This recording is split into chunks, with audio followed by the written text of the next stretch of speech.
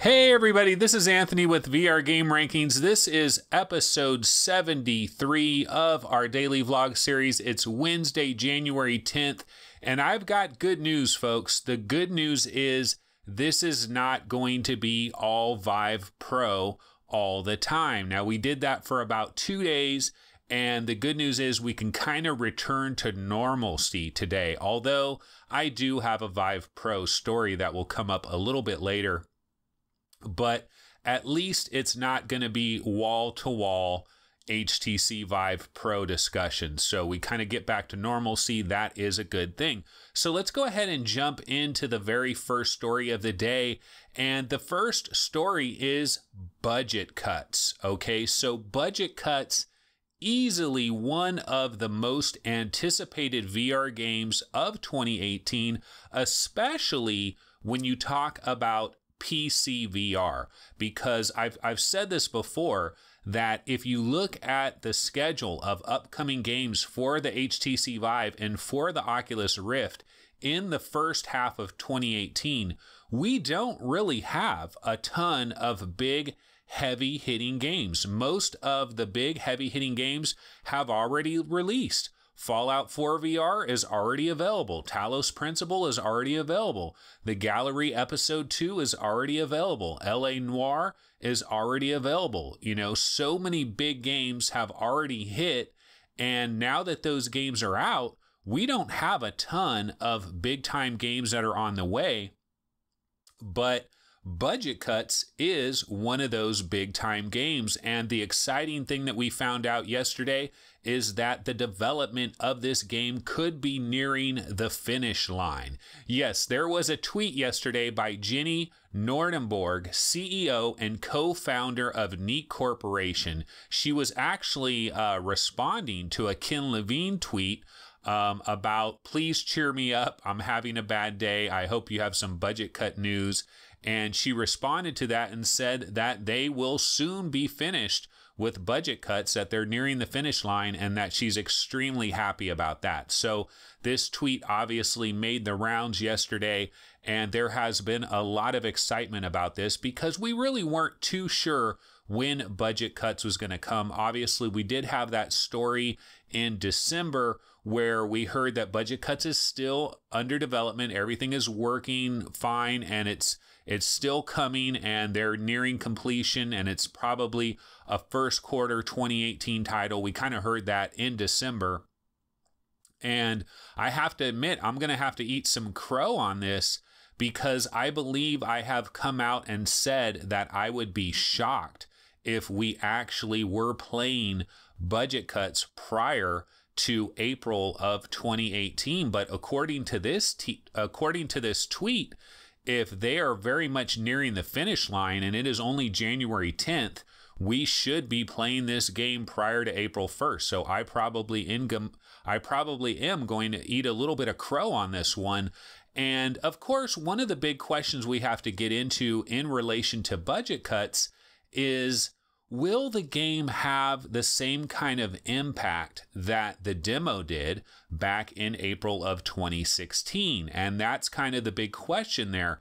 And in the Vive subreddit, with the announcement of this tweet, there was lots of discussion in that thread, and a lot of people were wondering this exact same question, because the thing about budget cuts is the game is designed around kind of this portal gun, and it's designed around teleporting, and you teleport, and before you teleport, you can kind of get a view of where you're going, and you can kind of ricochet your teleport, and you can teleport through vents and through holes in the ceiling to teleport down, and it's really an integrated mechanic into the game. But the thing is, teleporting is not something that a lot of VR gamers are interested in anymore, to be completely honest with you. In fact, there is a good segment of the hardcore VR population that if they find out that this game is 100% teleporting and there is no free movement locomotion whatsoever, there's some people that might just write off budget cuts completely, which is probably a mistake. I think that's a little bit too harsh, but it is true that the idea of going into a teleport only game, it kind of seems a little backwards. It seems a little 2016, and here we are in 2018, and everybody kind of wants free locomotion. So what is your feelings about that? Are you still interested in budget cuts, or do you believe that if this is just a teleport only game like the demo was, is your hype for the game going to be dissipated a little bit? Now, I'll say myself personally, this really isn't something that I put a lot of thought into until just seeing that tweet yesterday and seeing people talk about it. I was kind of more thinking about, will the game itself have the same impact that the demo did? I wasn't really thinking so much about the teleport mechanic. But it is true. I get into various VR games nowadays, and if the only option is teleport, it does seem to, it seems a little antiquated. You know, it seems a little bit backwards, and it seems like it's like you want to be let out of jail. I just want to move, you know, I just want to go forward. I don't want to do the teleport thing. And it's weird for me because I used to be perfectly fine with teleport. I used to be the one guy that was like, I don't care. Teleport, free locomotion, either way, it's all good. You know, I didn't really mind that much. But I have to admit that I was playing, it was The Last Guardian on PlayStation VR, you know, The Last Guardian VR experience. That was teleport only, and you had to teleport around. And I started to notice that it irritated me a little bit after a while. Now, part of that was because you would teleport, there would be this delay in between the teleporting. It wasn't this instantaneous teleporting, but it did irritate me quite a bit. So I don't know. I kind of wonder, am I going to have a little bit less hype in regards to budget cuts because of the teleporting mechanic? Another big question we have with this game is, what is the price going to be? Is this going to be like a $39.99 game? Is this going to have like 5-6 hours of content? You know, the demo was around 22 minutes or so. So are we going to get maybe 3-4 times that? Is this only going to be a couple of hours? We really don't know what the situation's going to be as far as that. But I will tell you this, if budget cuts is, say, a February release, I think it's really good timing because, again, we do not have a ton of huge, heavy-hitting VR games coming to the Rift or the Vive in the first half of 2018. It's a little bit light on AAA support, so a game like Budget Cuts is very much exactly what the doctor ordered. So that's good that that game is wrapping up in its development. Okay, so story number 2. You know, I talked about HTC Vive Pro. This is, you know, we don't want to get into the HTC Vive Pro too much, but I do need to cover this. So there has been a rumor that has kicked out about the pricing of the HTC Vive Pro. Now, I'm not so sure that this story really deserves to be told because I don't know how much legitimate substance is behind this story. This could be more clickbaity than anything. But the Silicon Valley Global News, Micah Blumberg, according to one of his sources, according to a reliable source, the Vive Pro will be $349 in the first quarter of this year, and the full package will be $799 in the fourth quarter of this year. And he talks quite a bit about the Vive Pro having various AR related functions that will come along with those 2 cameras in the front, and that there will be kind of some mixed reality support that's going to kind of come to the HTC Vive Pro. Now, so let's talk about this for just a second. So the shocker, in my opinion, is actually the full bundle, fourth quarter. I mean, if we really have to wait to the fourth quarter to get a full bundle, I think this is a very unfortunate reality if this is indeed true, because I mean, you want to be able to sell this new Vive Pro to brand new customers that are coming aboard. Think of all the people on NeoGAF that are finding out about the Vive Pro. They're interested in it. They don't have anything Vive related. They're starting from scratch. What are these people supposed to do? They're going to buy the Vive they're going to buy the Vive Pro a la carte for $350, which is actually a relatively good price. We'll get into that in just a second. They're going to buy that, and then they're going to have to buy separate controllers and separate base. By the time they're done, they're going to spend like $1,300. So the only way around that is they're going to have to buy a used Vive just to use the base stations and the controllers, and then use the new Vive Pro as their headset. But your average typical everyday consumer doesn't typically think about buying some used thing and combining it with a new thing. You know, that's not their normal thought process. That might be something that a power user might think about as being a way to kind of navigate the waters here. But your average NeoGAF flat gamer that is thinking about coming to VR, that's not something they're interested in. If they really have to wait all the way until the fourth quarter to get the full package, this is very disappointing news. And I'm not saying this just because I'm kind of in this boat. I'm not saying this. This is disappointing, period, if it really is the fourth quarter. Now, if we're talking, say, August or something, that's a little bit better. But if we're talking fourth quarter, that is a long time away. Okay, so what about the $350 price? Honestly, if it's only $350, I'm surprised. I think that is actually lower than I was expecting. Again, I said in the previous show that I think if HTC wanted to, they could really squeeze the early adopters. They could squeeze their hardcore supporters. They could probably sell this headset for $499.99 and probably sell quite a handful of them at that price and have sold out pre-orders and all kinds of stuff. So if they come in at $350, that's absolutely much more attractive, and it definitely helps out everybody that is going through the upgrade process. And, you know, part of that could be you have competitors like the Oculus Rift, $399, you get the whole entire package. So maybe it is a difficult marketing strategy for them to try to sell a headset only for $499, $100 more than a Rift that comes with controllers. And then you get into the whole Samsung Odyssey argument as well, where a lot of people will say, hey, this is basically a Samsung Odyssey, but no controllers, no inside out tracking, and you know you're charging the same price. So if this $350 price is actually legit, that is absolutely good news. But I am very concerned about this fourth quarter idea. But again, this is pure speculation. You know, I don't know anything about this Micah Bloomberg guy. I don't really know much about Silicon Valley Global News, so I don't know if this is a reliable source in any way, shape, or form. So we got to kind of take a large grain of salt along with that news. Okay, let's get into story number 3. Okay, story number 3.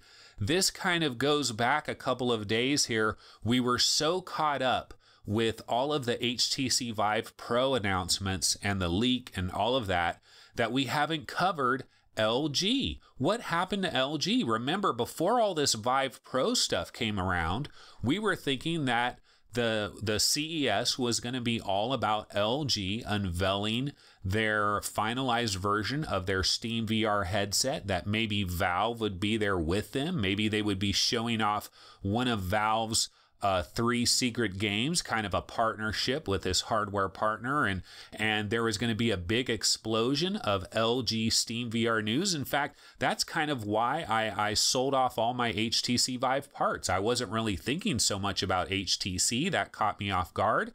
And so we had the LG CES presser. They had that a number of days ago, and there was no mention of VR whatsoever in LG's press conference. And as far as I'm aware, on the actual show floor, you know, the CES show floor is open, and I haven't heard any word of LG having any demonstrations of anything VR related on the show floor. So basically it is all quiet on the Western Front in regards to LG. Now, of course, this news, the fact that LG did not mention VR whatsoever in their keynote, this was a story that was on the Vive subreddit, and there were a lot of comments in that thread about it. And basically, there were kind of 2 conclusions that a lot of people came up with. basically the idea is either A, this project has been canceled, okay, or B, LG doesn't want to show anything because they would not be able to show the knuckles, okay? So they would have to show their old controllers, and with the HTC Vive Pro and with Pimax and with all this other stuff going on, LG might feel that if they show their standard prototype with non-knuckles controllers, that it's kind of just a bad look overall, and maybe they're better off just keeping everything in the background and not showing anything whatsoever, and instead they're waiting on Valve's knuckles, and the LG will have knuckles in the box. It'll have Vive base station 2. It'll have the Valve 2.0 base stations in the box, and maybe they're waiting for the time when they can properly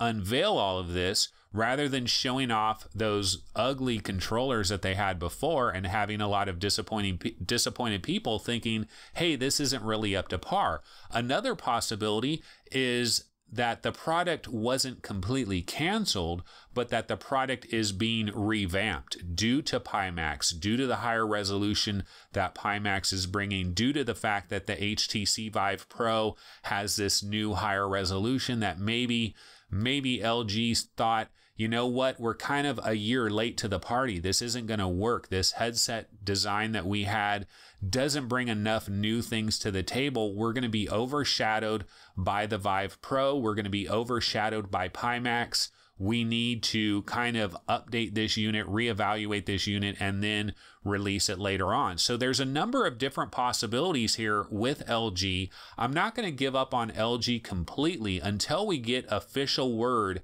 that they've changed their mind. They're not going to have a Steam VR product. I don't think we need to jump to any particular conclusions about LG, and I'm kind of going along with this idea that they're waiting for Knuckles, okay? Because they can't show Knuckles, and they probably don't want to talk about that product until they can show the finalized design with Knuckles, with their retail packaging, the final name of it, the whole ball of wax. So I kind of think that's what's going on with LG. Okay, let's get to our fourth story. The fourth story is Pimax. Okay, so their 8K prototype, their latest prototype, is at the CES, and lots of different media outlets are getting hands-on time with the newest prototype. But the reality is that a lot of the talk coming out of CES is not entirely positive when it comes to Pimax. In fact, I would have to say, if anything, it's trending in the negative direction. In fact, I have a quote from Ben Lang of Road to VR. They have an article where they got some hands-on time with the latest Pimax prototype. And I'm going to go ahead and read a direct quote from this article. This is credit to Ben Lang of Road to VR. Here's what he had to say about it. Around the perimeter of your vision, you see slivers of moving imagery that isn't consistent with the rest of the scene, something which your peripheral vision is very sensitive to. It seems that these areas might be an effort to push the field of view just a little bit further, but in practice, they are distracting and immersion defying. Okay, so this is just one little tiny tidbit of the overall article that Ben Lang wrote at Road to VR. And I encourage everybody to go there and read the full article. Ben Lang is definitely one of the better reporters that we have in the VR gaming industry, and he has a lot more to say about it than just this. I just thought I would isolate this little piece of it here, because the thing about our peripheral vision, okay, so you kind of go back to like evolution and the human species as a creature, we have this vision where our eyes are placed on the front of our heads and our eyes are looking forward, but peripheral vision is really huge. Peripheral vision is super important for the survival back in the days, when we were like cavemen and stuff. I mean, peripheral vision could mean the difference between life and death. It is critically important. Now, we our peripheral vision is incredibly blurry. We don't have a lot of details. We barely see anything out of the peripheral vision, but it's incredibly important. And if you have weird things that are flashing in your periphery, it can be incredibly distracting because it ties into that lizard part of our brain, which is like this fight or flight response. You know, if you see something creeping out of your periphery that could be a potential threat, you know, that triggers things in us that has been built up over, you know, thousands and thousands of years of evolution, that, you know, the periphery is very important. So I could see that if you have some sliver of moving imagery that isn't consistent with everything else, that could be incredibly distracting.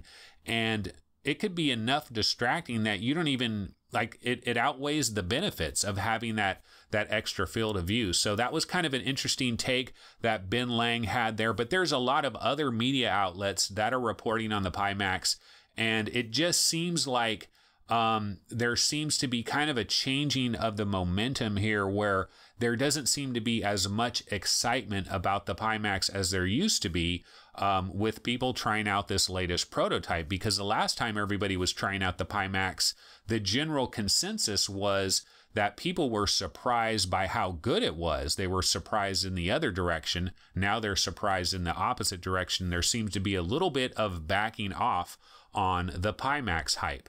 Okay, and the last story I have today, Viveport is live. So the brand new version of Viveport is live. I saw this shortly before I started taping today, and I was in a Vive subreddit thread about this, and there was a guy that got in there, and he said that there is a VR preview button for various games. Some of the games have a VR preview button, so you should be able to go into the new Viveport today and try it out, and even try the VR previews. So I'm hoping that a couple of you brave souls that are part of the viewership of this program that have Viveport already, could you guys jump on a grenade for the rest of us and try out this new version of Viveport, and especially try out the VR previews. I'm super interested in really what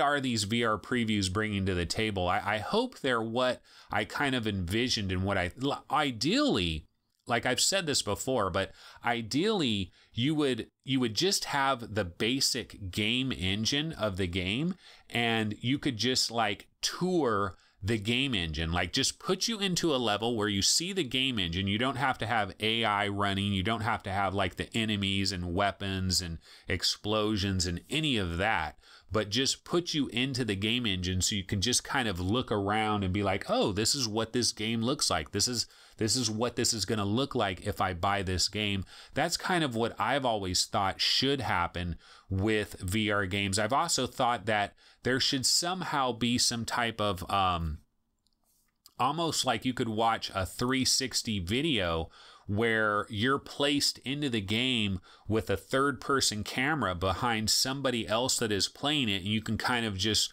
watch what the view looks like and have a VR preview that way. So I'm really interested to see what all of this is about. So if anybody has any comments on that, definitely go ahead and try it out and leave a comment on this video, and I might be able to talk about some of those comments on tomorrow's show, because absolutely interested in that. So anyway, guys, that is going to go ahead and wrap it up. This has been episode 73 of our daily vlog series for Wednesday, January 10th, and I will see everybody tomorrow on Thursday. So have a wonderful Wednesday. Take it easy. See you guys tomorrow.